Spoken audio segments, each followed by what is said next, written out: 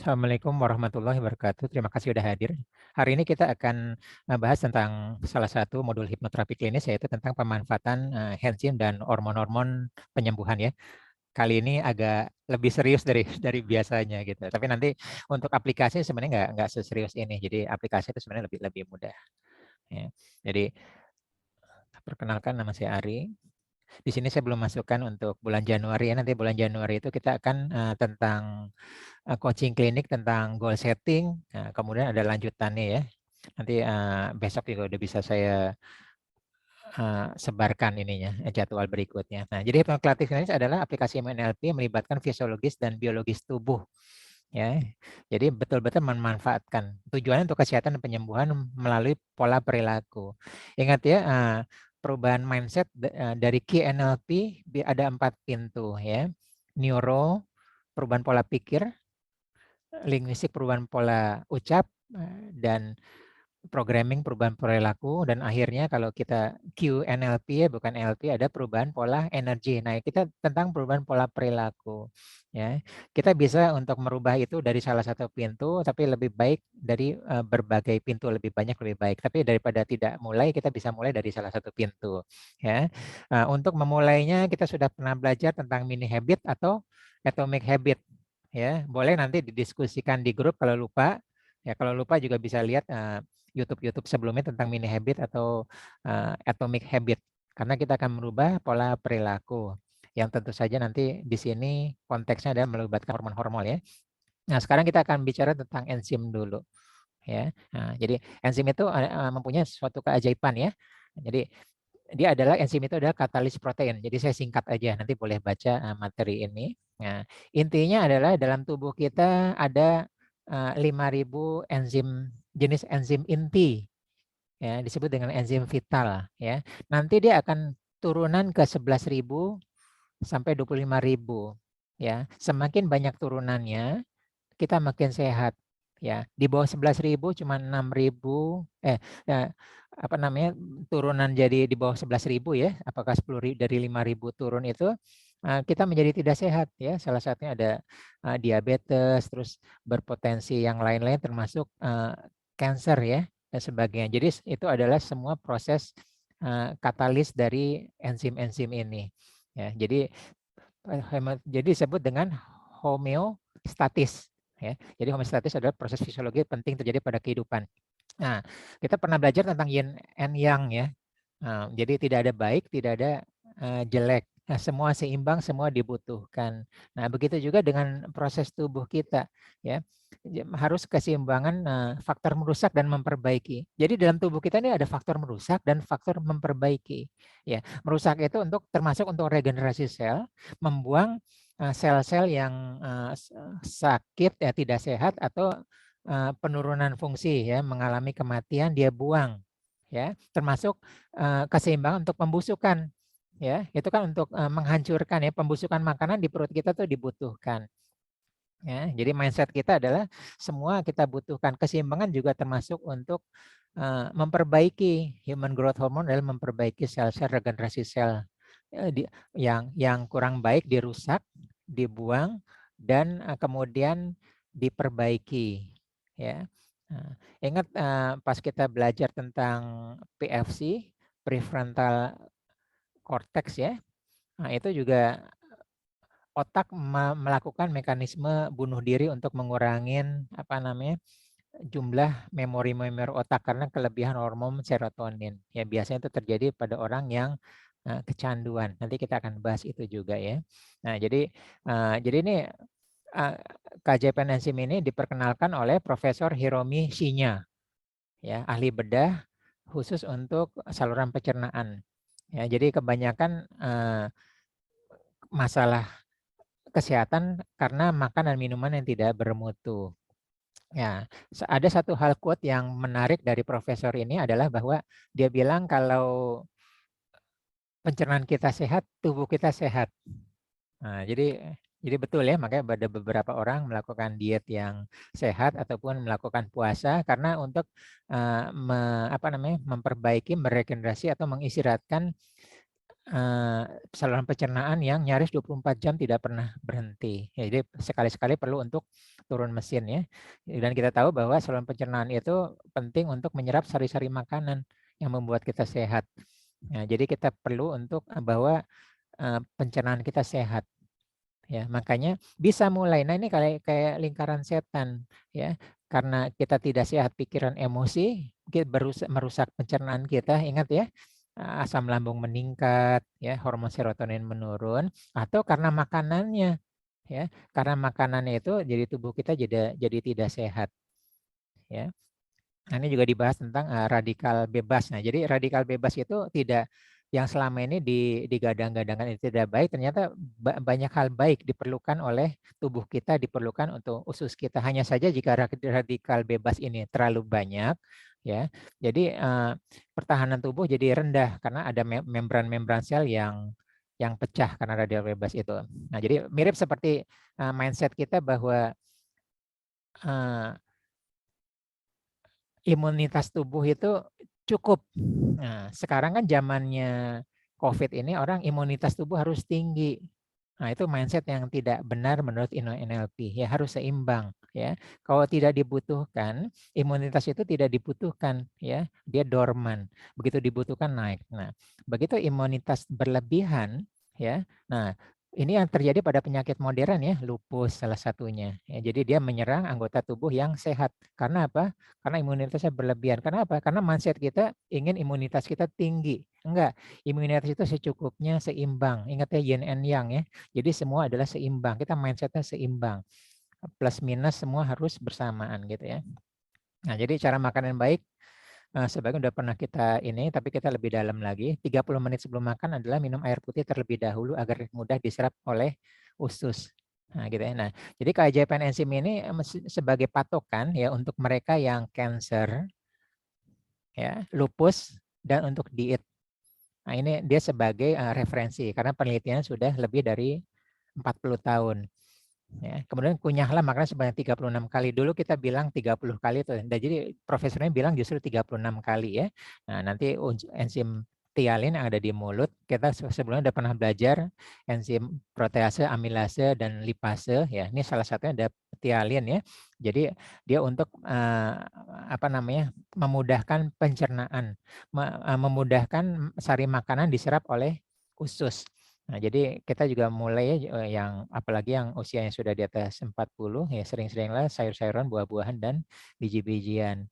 Nah, intinya dari enzim pencernaan itu adalah arahnya ke bagaimana metabolisme tubuh ya. Jadi metabolisme itu proses itu menjadi terganggu ya. Kalau cepat dia akan untuk apa namanya? Memproses seluruh kimiawi tubuh, kalau lambat dia akan melambat ya. Jadi usus tidak teratur. Nah, salah satu masalah metabolisme adalah cancer ya. Cancer ini menurut Profesor Hima adalah gaya hidup ya. Jadi walaupun dia ada pencetus ya, walaupun ada pencetus jadi tumor apa-apa, untuk menjadi kanker diperlukan ratusan juta sel. Makanya lama ya, jadi cancer itu lama ya. Jadi seorang menjadi kanker paru-paru itu bisa jadi 20 tahun setelah hisapan rokok pertama. Jadi betul-betul lama. Jadi kanker itu bukan sesuatu yang baru. Nah, itu juga gaya hidup termasuk yang perokok pasif ya. Sekian tahun, belasan tahun hidup bersama dengan perokok gitu ya. Karena untuk satu tumor saja sudah memerlukan ratusan sel ya.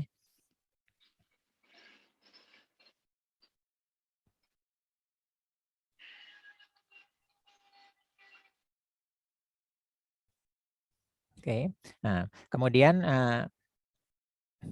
radikal bebas tadi saya katakan ya, itu enggak hanya selama ini kan digadang-gadangkan tidak baik ya. Ternyata dia baik ya, membunuh virus, bakteri, jamur, menekan infeksi ya. Hanya saja jika terlalu besar, terlalu banyak, dia justru merusak membran sel.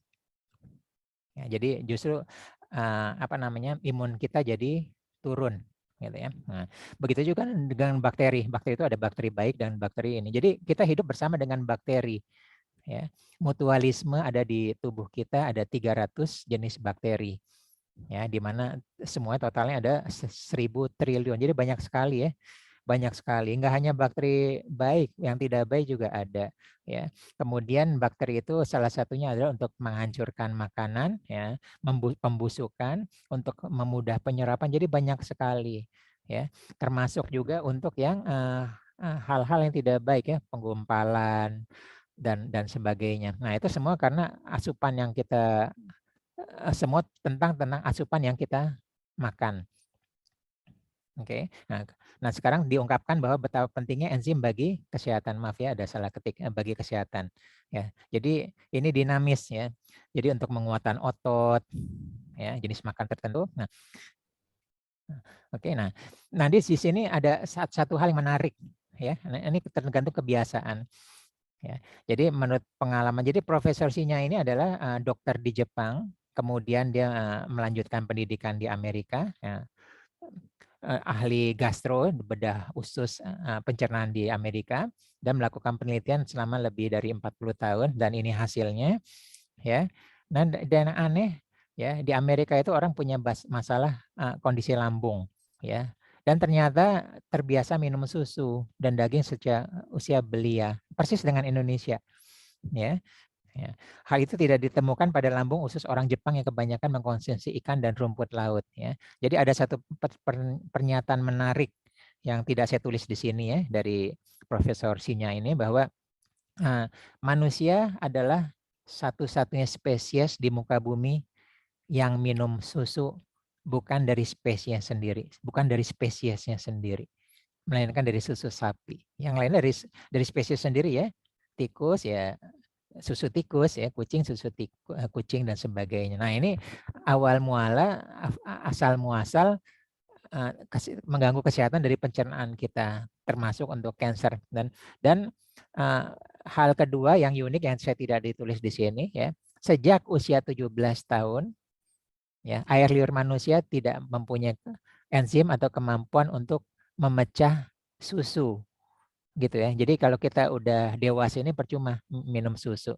Nah, susu itu kan sebenarnya dia bilang ditambahkan vitamin, mineral, protein ini gitu dari ingredients. Padahal kita bisa dapatkan dari yang lain juga gitu ya. Jadi dia bilang kalau kanker berhenti susu, kalau lupus berhenti susu dan sebagainya. Tadi juga dibilangnya bagaimana cara minum apa-apanya supaya enzim-enzim di tubuh manusia itu seimbang.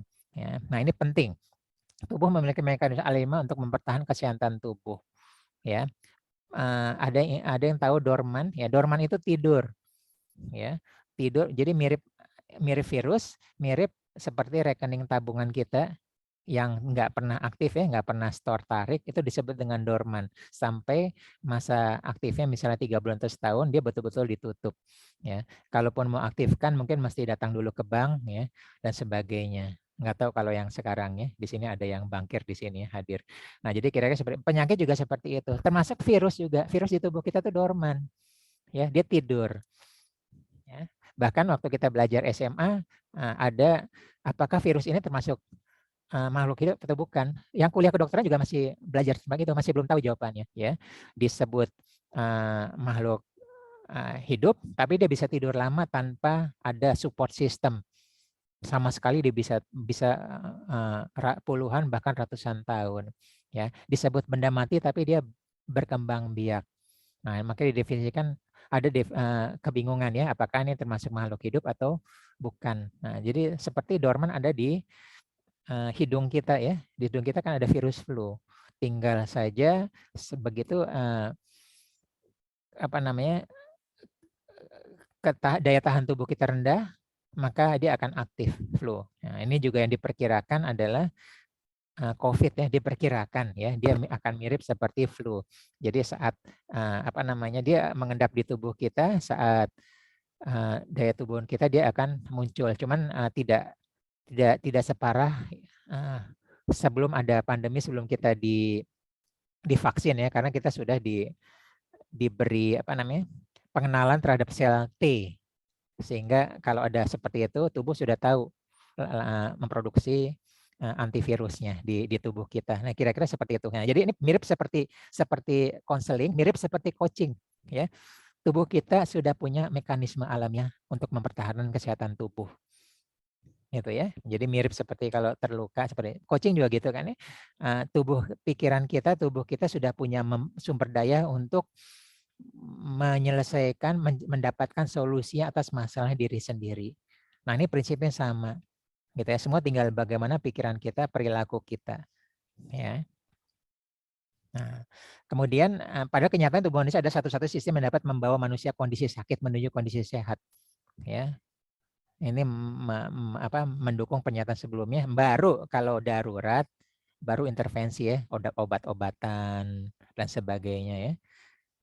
Nah, itu baru. Jadi untuk langkah pertama adalah kita berusaha mendayagunakan apa yang sudah ada dalam tubuh kita, dimulai dari pikiran kita ya, ucapan kita dengan perilaku kita juga. Kita sudah belajar energi ya, bagaimana energi baik ya, seperti bersyukur, bahagia ya, penuh cinta dan sebagainya ya.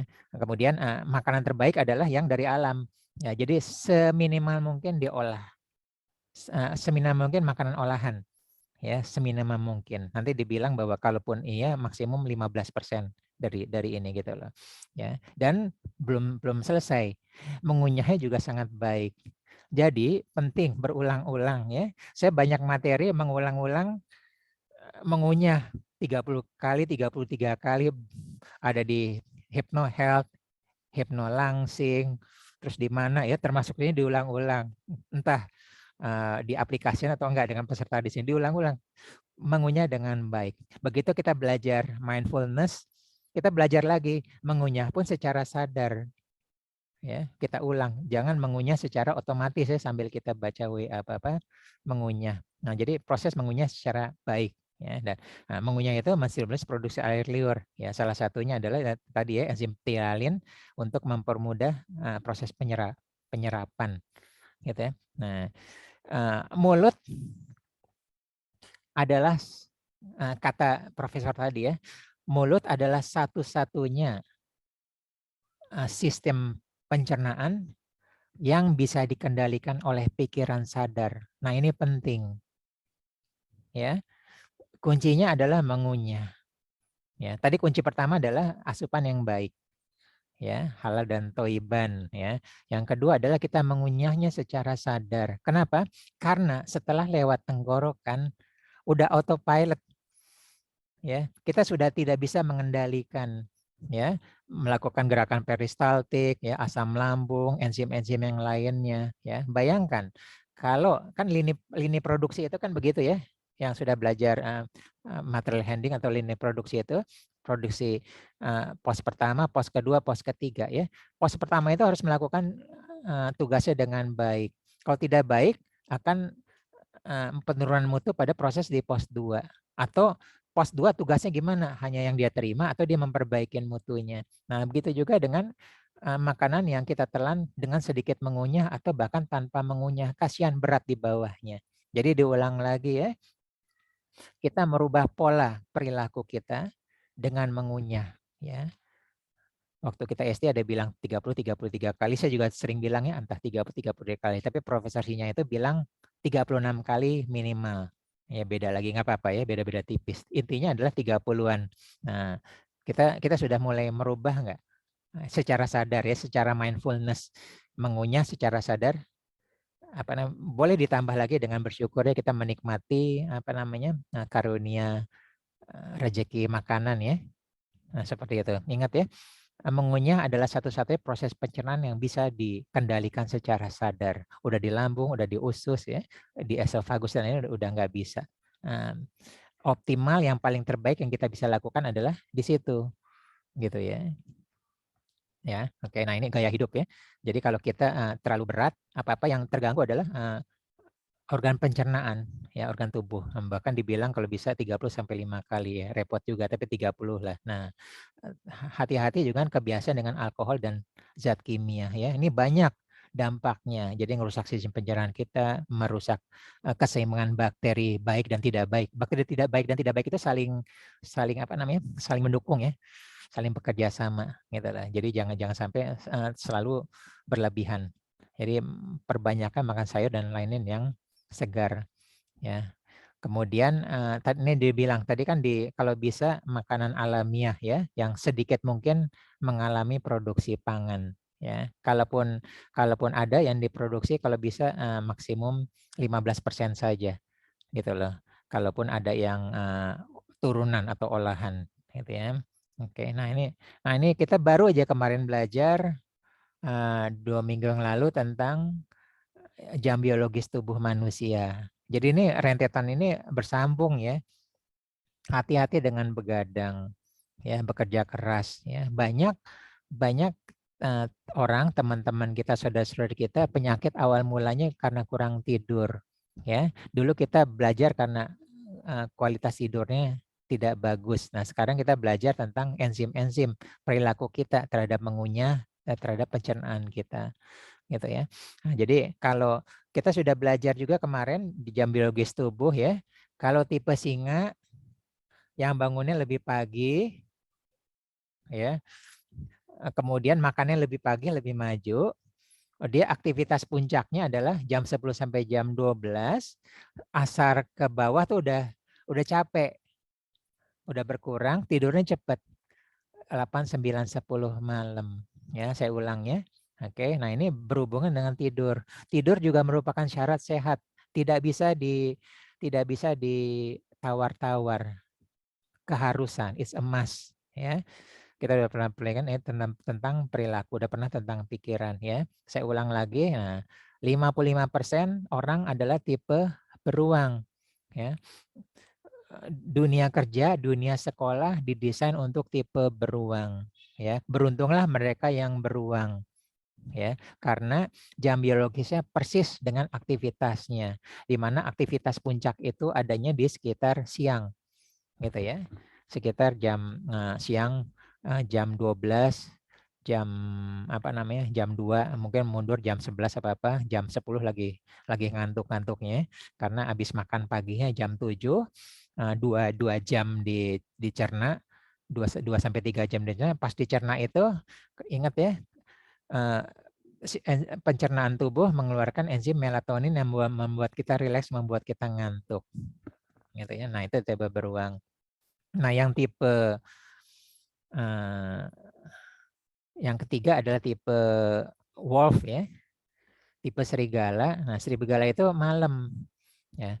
Malam itu justru dia, nah ini kesehatan itu ada dua ya, yang bermasalah, tipe wolf, serigala, dan tipe lumba-lumba, dolphin gitu ya. Jadi wolf itu biasa ya tidur jam 2 malam. Nah, itu berpotensi udah cancer apa-apa, serangan jantung udah paling berpotensi. Nah, yang paling berpotensi lagi adalah yang dolphin ya.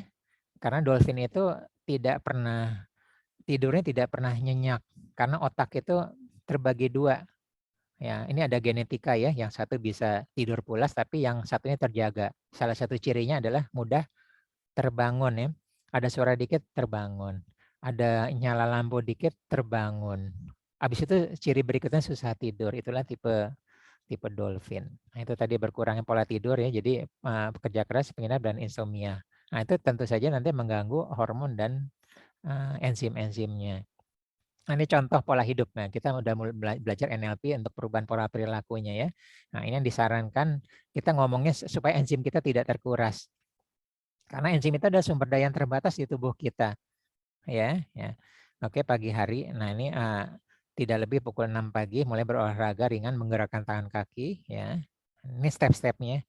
Buka jendela kamar, udara pagi ya, kita lebih segar, rileks paru-paru, olahraga pagi, konsumsi 2 sampai 3 air gelas. Gitu ya. 20 menit setelah makan ya. Kemudian masuk usus, baru kita makan buah-buahan segar. Gitu ya. Baru habis itu 30 menit seterusnya adalah baru mulailah sarapan dengan menu seimbang. Nah, ini udah cocok nih diet. Bahkan Profesor Sinya itu justru untuk terapi cancer, terapi untuk lupus, dan terapi untuk langsing sama, caranya sama, pagi siang ini. Jadi bisa diikutin ya, bisa diikutin. Ini ada referensinya ya. Ini contoh makanan berasnya tadi ya, kacang-kacangan, asupan pendampingnya dan sebagainya. Nah, bagaimana dengan malam hari ya? Oke, nah, malam harinya adalah usahakan tidak menyantap apa-apa. Nah, beda sama kita ya. Gitu lah. Nyantap apa-apa. Mungkin agak berat dari kita, tapi tidak ada salahnya kalau kita sudah terindikasi tervonis dari 3 itu, kita udah boleh apa namanya? Menggunakan pola hidup yang baru ya, 2 air gelas putih mulai jam 5 ya, konsumsi buah segar ya, tunggu 4 menit kemudian menu makan sebaiknya sayuran segar dan sebagainya. Nah, kita kalau bisa seperti ini gitu ya. Ada beberapa diet polanya udah seperti ini saya lihat. Jadi nggak apa-apa ya, berapa jam seperti itu. Nah, waktu kita belajar di jam biologis tubuh manusia, ingat ya, malam hari kemampuan pencernaan makan kita menurun rendah. Nah, ini sejalan dengan profesinya ya. Oke, kemudian tidur cukup ya, mempertahankan pola hidup sehat dan sebagainya. Oke, nah, ciptakan lingkungan yang baik bakteri tubuh Anda. Kita udah belajar banyak tadi ya. Nanti silakan dibaca materi ini. Ya. Sistem penyerang tubuh kita udah pintar ya. Ada benda apa? Ada luka dia tutup. Ada benda asing dia serang. Ada musuh ini. Ada racun dia netralisir ya. Hati membuat ada apoteker canggihnya dan sebagainya. Ada apa-apa dia perangin ya. Termasuk kita mengalami demam itu adalah fungsi untuk melemahkan bakteri dan virus yang menyerang tubuh kita. Jadi seperti itu. Bahkan kita berterima kasih banyak di antara anggota tubuh kita, salah satu sel darah putih, mereka melakukan bunuh diri ya. Bunuh diri, mereka menyerang bakteri atau virus, dia apa namanya? Dia tutup, dia lingkarin dan dia dibikin sama-sama mati. Gitu ya, bakteri mati, sel darah putihnya juga mati. Begitu juga. Nah, itu kan sumber daya yang harus kita jaga ya. Nah, kemudian tadi udah diulang juga, ingat prinsip yin and yang ya. Nah, kita tidak bisa mendikotomikan menjadi bakteri baik apa jahat. Ya, di satu sisi dia berguna, bermanfaat. Di sisi lain kalau berlebihan dia akan tidak baik bagi tubuh kita, berkurang. Jadi semua ada gitu ya. Kita memerlukan bakteri penghancur. Kita memerlukan bakteri untuk apa namanya, membangun ulang berapa sel tubuh kita, gitu ya. Nah, ya. Nah, adalah oke. Tugas kita adalah menyiapkan kondisi kondusif bagi bakteri-bakteri yang ada di tubuh kita agar mereka, bakteri baik itu hidup dengan nyaman untuk keseimbangan tubuh kita, enzim-enzim ya. Jadi perubahan pola makan khusus kondusif bakteri baik dan enzim antioksidan ya. Nah, tadi ya kita udah belajar banyak-banyak, ujung-ujungnya gampang ya. Energi cinta yang dipakai ya. Jadi prosesinya ini sampai satu kesimpulan ya.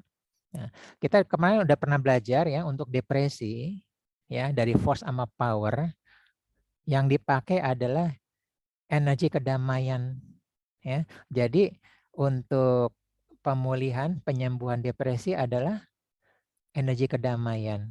Ya, tentu aja prosesnya ingat ya, dari awal itu kita mengakui, menerima menyadari, mengakui, menerima. Ya, pas menerima itu kita ada di energi acceptance, habis itu kita naik ke kedamaian gitu ya.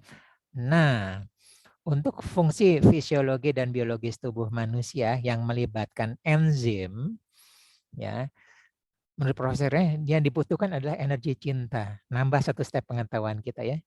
Energi cinta ya, kepada pasangan, kepada anak-anak kita ya, apapun ya. Jadi kebahagiaan yang di apa namanya? Yang diakibatkan oleh cinta. Nah, inilah untuk mengaktifkan, menetralkan keseimbangan enzim-enzim. Produksinya sesuai dengan yang dibutuhkan. Nah, kekurangan cinta ini yang enzim ini gagal melakukan turunan ya. Jadi kan tadi dari 5.000 enzim itu bisa sampai 25.000 ya, minimal untuk sehat itu 11.000 turunan. Nah, itu dia gagal gitu ya. Maka itu banyak ya, energi cinta itu udah tahu nih ya, banyak ibu-ibu di sini ya tahu ya bahwa kalau ibu kita, istri kita masak dengan rasa cinta tuh jadi enak gitu ya. Air juga jadi enak. Itu ada juga profesor mana yang apa namanya penjelasannya di YouTube banyak ya. kristal airnya jadi bagus ya, seperti permata. Gitu ya. Nah, jadi cinta itu, jadi penelitian manusia menunjukkan bahwa sistem kekebalan itu aktif jika berarti kondisi bahagia karena cinta. Kesimpulannya, gitu ya. Nah, kekebalan tubuh berhubungan erat dengan jumlah enzim yang ada di tubuh kita. Nah, jadi kita bicara dengan enzim ya. Ya, tadi maaf agak teknis banyak ya. Ada tentang air liur, tentang apa, tentang bakteri. Tapi kita satu kesimpulan ya. Untuk keseimbangan enzim kita memerlukan energi cinta. Menurut tadi Profesor Sinya itu ya. Nah, kita sudah tahu ya, untuk cinta itu salah satu kita bisa meditasi menghadap rasa cinta ya, bagaimana cinta orang tua kita kepada istri kita, anak kita, dan sebagai suami kita. Nah, itu salah satunya dengan meditasi ya. Bisa juga kita dengan hormon pelukan ya, oksitosin. Kita akan belajar habis ini. Nah, kita sudah tutup tentang enzim ya. Jadi tentang cinta ini mengaktifasi enzim.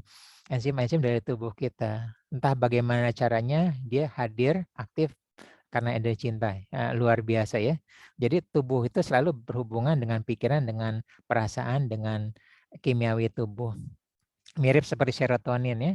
Begitu kita damai, serotoninnya naik. Begitu kita depresi, serotonin turun. Nah, itu akan kita bahas lagi di berikutnya ya.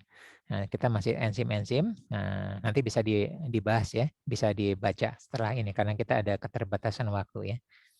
Nah, kita sekarang belajar tentang hormon bagian kedua dari hipnoterapi klinis. Nah, sebagian kita sudah pernah belajar ya. Nah, mental health ya. Sekarang terkenal kan mental health ya, kesehatan mental, atau orang bermasalah dibilang kena mental tuh, kata anak milenial, kena mental. Nah, mental tadi kalau kita kesehatan tadi karena fisik tubuh ya banyak dipengaruhi oleh enzim. Nah, kesehatan mental banyak dipengaruhi oleh hormon ya. Sebagian kita udah belajar, kita ngulang lagi ya. Nggak apa-apa diulang-ulang biar ingat ya. Nah, endorfin ini paling terkenal ya. Nyeri alami tubuh. Nah, jadi kalau nyeri alami tubuh kita berkurang karena dia apa namanya, salah satunya adalah fungsi adalah pereda nyeri ya. Nah, kemudian selama ini kita lihat endorfin yang bagus-bagus saja. Ya, ternyata tidak baik juga kalau terlalu banyak ya, terlalu nyaman ya. Fungsi analitis kritis otak kiri itu diturunkan jadi nyaman ya. Jadi kita yang bekerja memerlukan ketelitian tinggi ya, fokus yang panjang dan lama ya, bermasalah kalau endorfinnya terlalu tinggi. Nah, mulai ya. Mulai apa namanya, kita yang tahu sendiri ya. Dan itu dia keseimbangan antara hormon kortisol ya. Kalau kita memerlukan, selama ini kan kortisol itu hormon yang tidak baik ya. Nah, kortisol itu dibutuhkan untuk kita energi untuk mengejar target ya.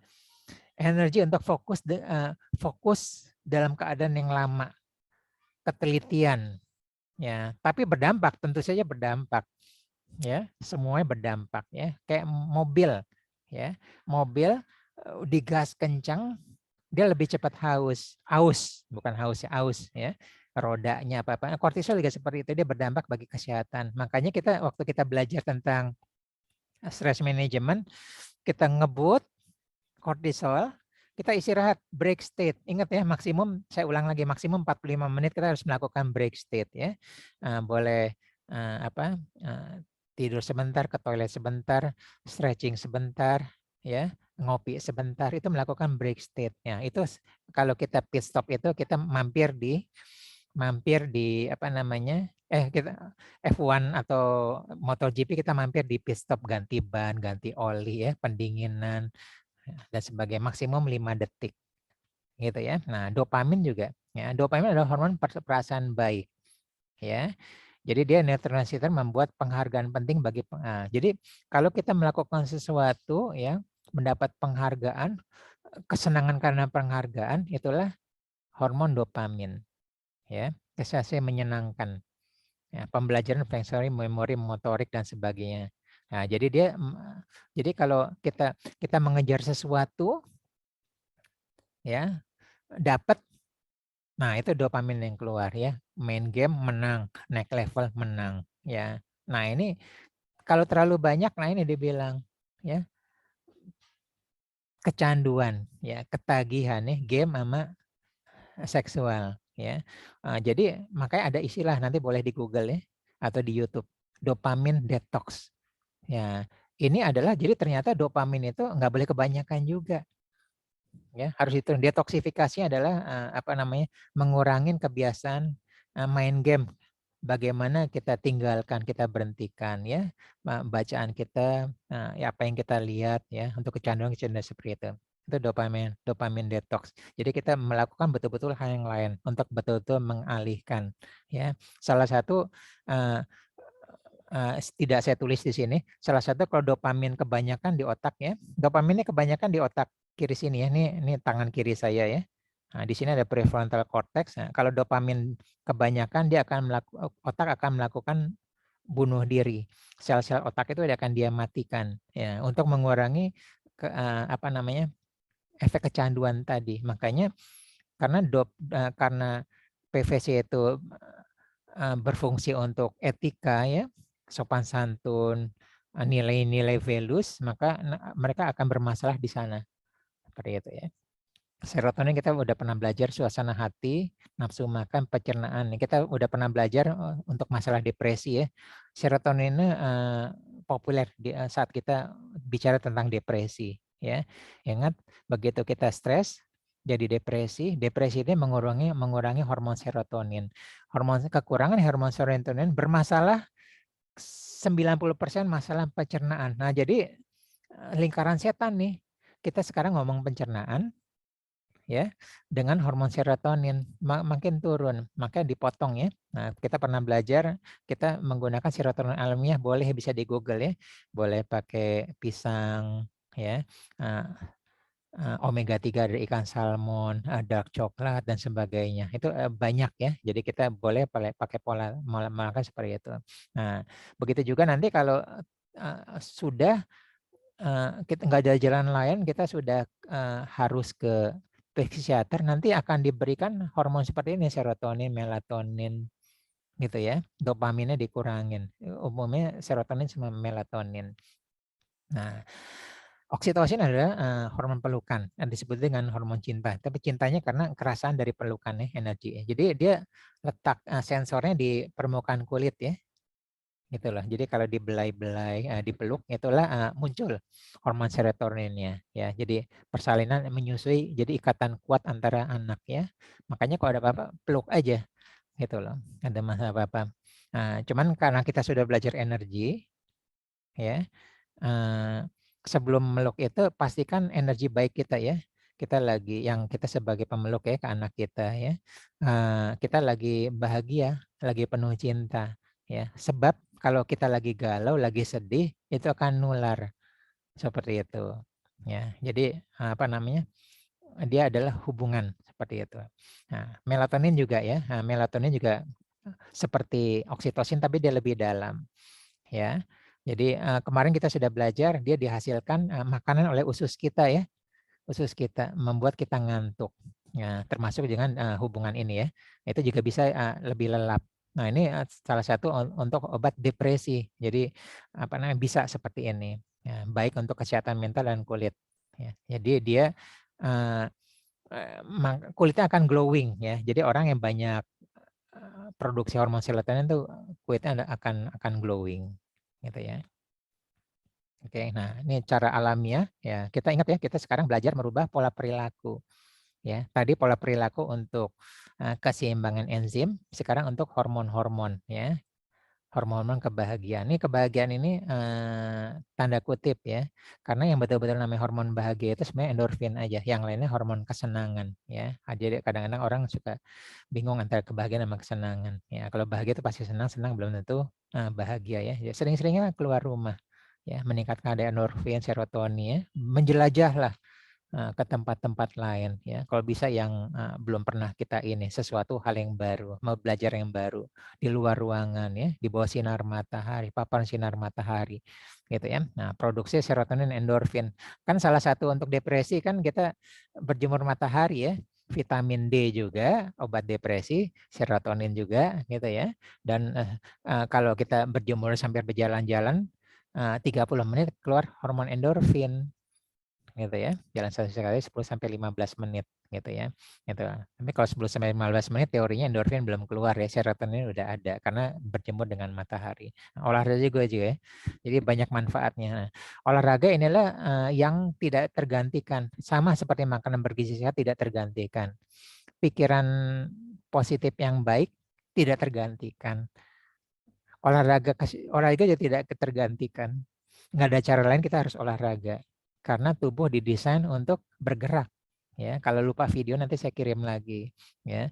Saya pernah kirim video bahwa tubuh kita didesain untuk bergerak, nggak bisa duduk, itu membuat kita tidak sehat ya. Tulang-tulang itu jadi harusnya emang didesain untuk bergerak, untuk dilumas seperti itu ya.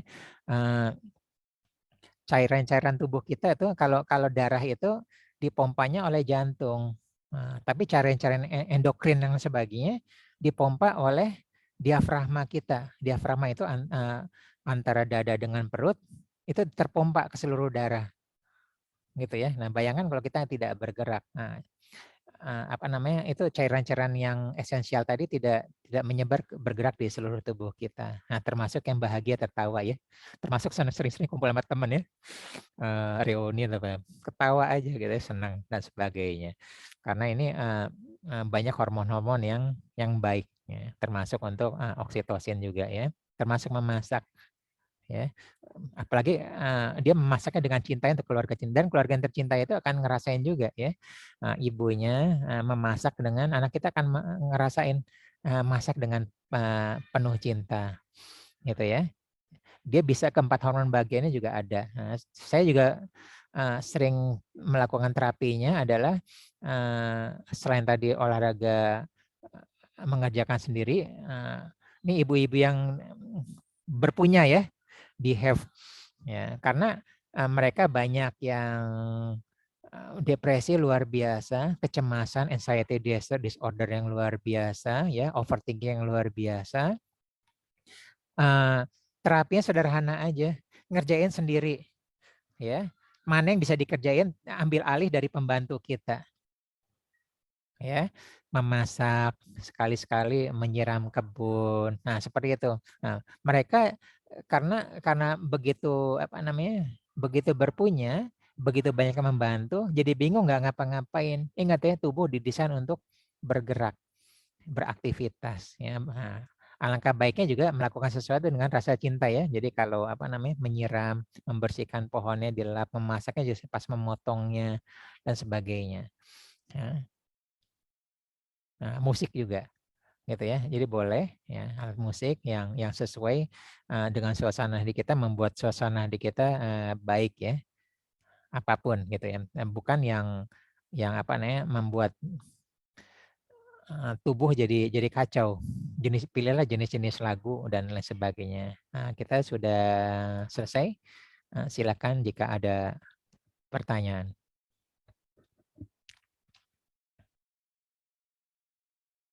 Ya. Rumit tapi ujung-ujungnya gampang kok. Ya. Ujung-ujungnya gampang. Kita bisa menggunakan teknik hipnoterapi yang pernah kita pelajarin, apapun boleh ya. Meditasi, kedamaian, atau apa-apa juga boleh. Apapun juga boleh. Nah, tapi intinya adalah pas saat kita mengoptimalkan sumber daya enzim kita, energi cinta ya. Nah, kalau tadi hormon-hormon itu kita tadi ada stepnya ya. Jadi hormon apa yang ingin digunakan, kita melakukan apa, seperti itu ya. Silakan ya, silakan Ya, maaf ini ya. saya nggak Oke bisa open ya, kamera. oke Mbak Wi ya. Jadi intinya adalah apakah kita mengendalikan pikiran kita dulu, membuat hati kita bahagia, sehingga secara nggak langsung apapun yang kita intake, makanan itu akan menjadi manfaat untuk tubuh, sehingga hormon kita menjadi lebih sehat. Apakah gitu bisa urutannya ya. Urutan terbaik seperti itu Mbak Wiwi ya. Mulai dari ya? pikiran kita. Ya. Nah, hipnoterapi modern bukan dibikin ngantuk, bukan dibikin tidur ke bawah sadar, bukan. Itu dulu. Mungkin sekarang juga masih ada yang pakai ya. Hipnosis modern kebalik. Justru pikiran sadarnya didaya gunakan secara penuh, kesadaran penuh, mindfulness. Ya, termasuk kita menemukan kelemahan, kesalahan, masalah. Jadi bukan diabaikan ya, seperti motivator kan diabaikan ya, berpikir positif aja. Terus yang kedua adalah termasuk tadi ya, kita mengendalikan pekerjaan kita, termasuk mengendalikan mengunyah kita, mengendalikan emosi kita, mengendalikan reaksi kita. Kan kita tidak bisa, situasi kita tidak bisa kontrol kan, yang bisa kita kontrol adalah reaksi kita. Nah, karena kita bisa mengendalikan reaksi kita, bisa mengontrol tadi urutannya. Jadi memang paling benar adalah dari pikiran paling benar. Nah, tapi nggak banyak orang yang tidak bisa main dari pikiran karena logiknya belum dapat. Ya, dia ikutin aja, ikutin apa namanya desain dari orang tua ya, makan pagi jam segini, mengunyah makan bersama di apa namanya di meja makannya sama ya. Dari disiplin itu tercipta dari perilaku dulu gitu ya. Kayak kita kan belajar sholat kan dari kecil kan karena terpaksa dulu ya. Ini belum tahu, nanti lama-lama jadi pintu itu ada 4, tapi emang yang paling bagus sih dari pikiran dulu, demikian Mbak Wiwi. Urutannya seperti itu. Tapi kalau nggak bisa juga kita ikut-ikutnya teman olahraga ya, jalan gitu ya. Ikut teman-teman yang kulinernya yang sehat-sehat baik, kita ikut dia. Lama-lama kita akan jadi kebiasaan seperti itu. Ya demikian Mbak Wiwi. Siap. Terima kasih. Ya sama-sama. Silakan yang lain. Ya. Kita konteksnya adalah, konteks besarnya adalah merubah pola perilaku ya untuk kesehatan. Nah, perintil kecil-kecilnya disebut di ilmu ada changdown ya, ngegali ke bawah. Ya itu di bawah kita tuh ada enzim yang bermain, hormon yang bermain ya, menciptakan ekosistem yang baik untuk bakteri-bakteri yang ada di dalam tubuh kita. Itu ekosistem yang baiknya. Jadi mirip metaforanya adalah tubuh kita kan punya pasukan ya untuk berperang, imun tubuh gitu ya. Nah, kalau cuacanya cerah clear, dia berperangnya enak gitu ya. Tapi kalau cuacanya dahsyat badai salju, dia sudah energinya sudah terkuras 60%, mungkin 70% untuk mengatasi lingkungan, ekologi. Ingat ya, kegagalan Napoleon menyerang kekaisaran Rusia ya, salah perhitungan di musim dingin, di badai salju ya. 70% tentaranya mati di tengah jalan. Nah, demikian juga dengan sistem kekebalan tubuh kita ya. Karena pikiran kita tidak baik, ekosistem di tubuh kita ya, hormonal enzimnya dan sebagainya tidak baik, tidak mendukung. Nah, makanya lemah gitu ya. Nah, kita bukan ngomong banyak atau rendah ya, yang kita ngomong apa namanya secukupnya. Nah, lemah itu artinya cukup tapi lemah ya. Tentaranya banyak cukup ya. Musuhnya 50.000, tentara kita 100.000 cukup. Tapi kalau tentara kita lemah mungkin cuma 30.000, kalah 30.000 sama 50.000. Analitiknya seperti itu. Silakan yang lain.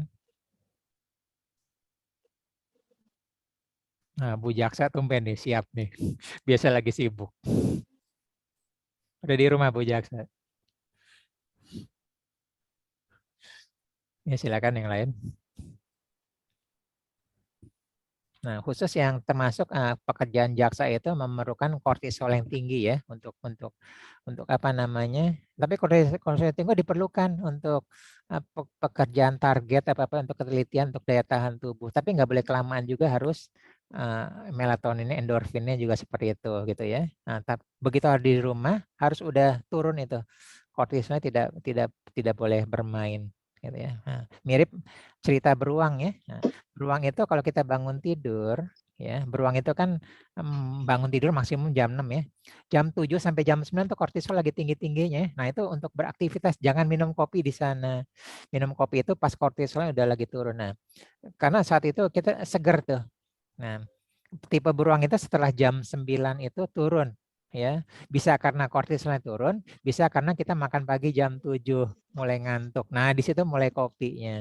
Makanya untuk tipe beruang kopi itu sebenarnya jam 9 jam 10 saat kortisol turun.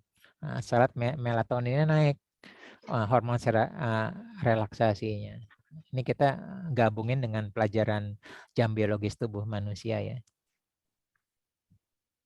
Semuanya kita gabungin ya. Kita pernah belajar reframing, perubahan pola pikir, perubahan pola ucap, gitu ya. Nah, sekarang lebih ke arah hipnoterapis klinis. Nah, jadi kita fokusnya itu ya.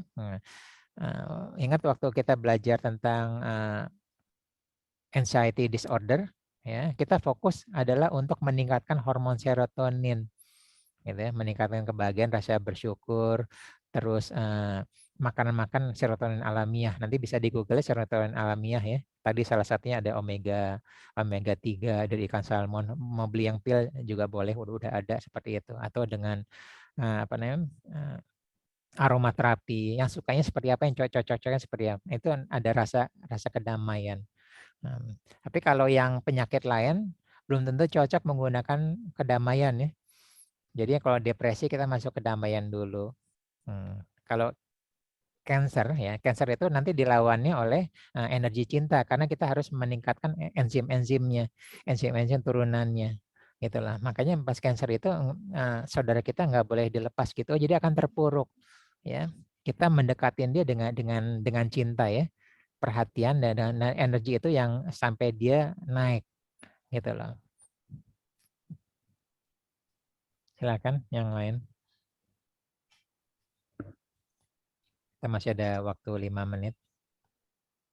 Tadi materinya banyak ya, nanti silakan baca. Nanti saya juga akan saya tambah-tambah ya Kak, kalau sempat yang lebih detail-detailnya. Tadi ada beberapa saya memastikan nggak jadi, takutnya apa namanya kebanyakan. Tapi intinya adalah enzim itu memerlukan cinta. Kalau ini yang hormon yang lainnya pastikan seimbang ya. Endorfin itu seimbang secukupnya, melatonin secukupnya, serotonin secukupnya dan sebagainya. Serotonin kalau kebanyakan selain terlalu rileks ya, mirip seperti melatonin itu, dia pengeroposan tulang ya, pengeroposan tulang ya. Jadi kebanyakan orang kalau tenang terus, dia tidak manage ya, sibuk apa tenang, banyak nanti usia tuanya ada di pengeroposan tulang ya, karena dia ada di serotoninnya banyak di maintain di sana. Jadi tetap aktivitas itu tetap yang memerlukan penyeimbangnya itu selalu kortisol ya.